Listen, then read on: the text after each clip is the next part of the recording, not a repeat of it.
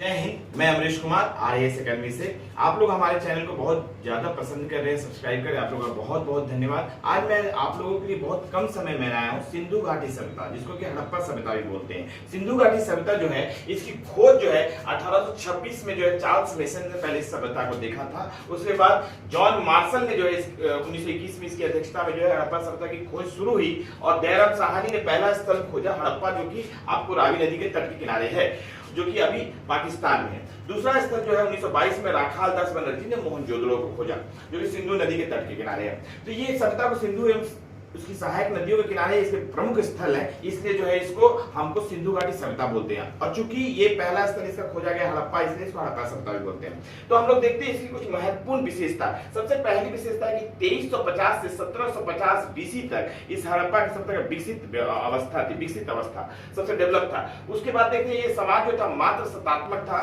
और सभ्यता जो थी त्रिभुजाकार थी और सभ्यता में मंदिर के अवशेष नहीं मिले हैं। दूसरा जो है इसको आदि ऐतिहासिक सभ्यता बोलते हैं, क्योंकि इसकी लिपि थी लेकिन अभी पढ़ी नहीं जा सकी, इसलिए आदि ऐतिहासिक बोलते हैं। और इसकी लिपि जो थी वो भाव चित्रात्मक लिपि थी, चित्र के रूप में लिपि बनी हुई थी। उसके बाद देखते हैं कि ये लोग जो है आपको शाकाहारी और मांसाहारी दोनों ही थे और इनको जो दफनाने और जलाने का दोनों ही काम होता था। और ये स्वास्तिक और पीपल के वृक्ष और सभी जो है कि प्रकृति पूजक थे एक तरह से।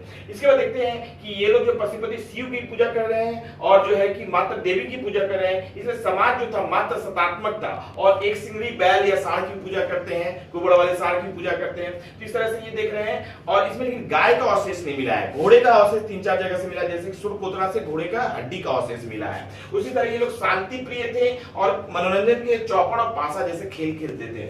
और ये व्यापारिक वर्ग का इसमें प्रभुत्व था, व्यापारिक वर्ग ही इसमें लीड कर रहा था। और इनका व्यापार जो है मेसोपोटामिया, बहरीन, मिस्र और सुमेरिया के देशों से होता था। और इसके साथ देखिए ये सभ्यता जो नगरीय सभ्यता थी और हड़प्पा सभ्यता जो अपने नगर नियोजन के लिए पहचानी जाती है। तो नगर नियोजन बहुत अच्छे से इसको देखेंगे कि सड़कें जो है समकोण पे काटती थी। ये सभ्यता के लोथल और सुरकोतरा में जो है बंदरगाह मिले हैं और लोथल में जो है डॉकयार्ड मिला है, इसको बहुत महत्वपूर्ण है। उसके बाद लोथल और कालीबंगा से जो है अग्नि वेदिका भी मिली है, इसको भी हम लोग देखेंगे। और विशाल स्नानागार जो है मोहनजोदड़ो से मिला है और कालीबंगा से जुटे हुए खेत मिले हैं।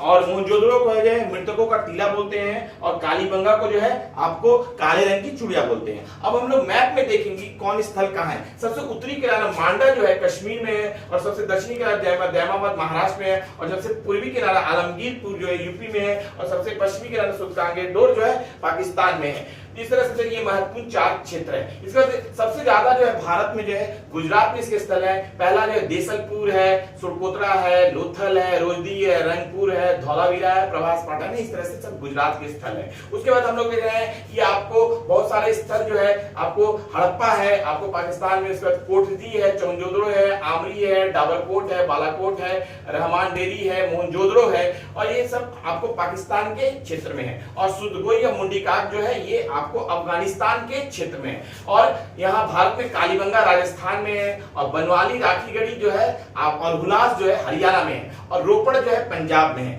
ये महत्वपूर्ण जो है क्षेत्र मैप के द्वारा भी मैं बताने की कोशिश किया आपको कि हड़प्पा का कौन कौन क्षेत्र किस जगह पे अवस्थित है। तो ये सब आप एक बार देख लीजिएगा तो बहुत सारे क्वेश्चन जो है इससे हो जाएंगे। फिर आप नेक्स्ट क्लास में मैं विस्तृत रूप से हर स्थल के बारे में कहाँ क्या चीज मिला, जैसे कि 837 कब्रगाह जो है आपको हड़प्पा से मिला है। इस तरह से आपको बहुत सारी चीजों में अलग अलग, जैसे लिपस्टिक की फैक्ट्री जो है चौंजोदड़ो से मिली है, चौंजोदड़ो भी यहीं पे है आपको। तो ये आपको बहुत सारी चीजों को मैं बताऊंगा। इस सभ्यता का विनाश जो है सबसे महत्वपूर्ण है। बहुत सारे इतिहासकारों ने अलग अलग विनाश के कारण बताए, जिसमें किसी ने बताया कि आपको जो है कि आर्यों का आक्रमण हो गया तो इसलिए विनाश हो गया, किसी ने बताया कि बाढ़ से हुआ, किसी ने बताया सूखा से हुआ, किसी ने बताया जलवायु परिवर्तन से हुआ, किसी ने बताया कि प्रशासनिक शिथिलता के कारण हो गया, किसी ने बताया सिंधु नदी ने अपना मार्ग परिवर्तन कर दिया, किसी ने बताया भूकंप से हुआ। इस तरह से बहुत से कारण जो है हड़प्पा सभ्यता या सिंधु घाटी सभ्यता के विनाश के समेकित रूप से जिम्मेदार हो सकते हैं। तो आप लोग इस वीडियो को बार बार देखिए तो सारे महत्वपूर्ण फैक्ट्स मैं लगभग बोल दिया हूं। आप लोगों का बहुत बहुत धन्यवाद।